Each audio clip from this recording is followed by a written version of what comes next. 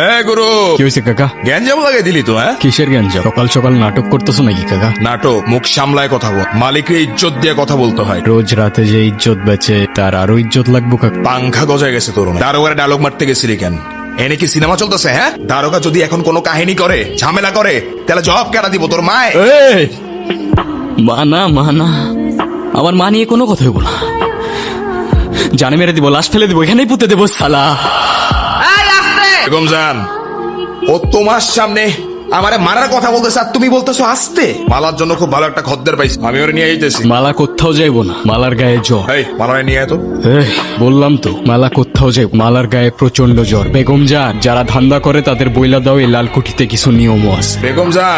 বেগম জান তুমি কিন্তু কাজটা ঠিক করতেছো না।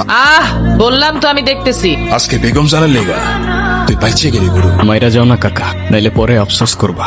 তুমি এখন যাও, মালা সুস্থ হলে আমি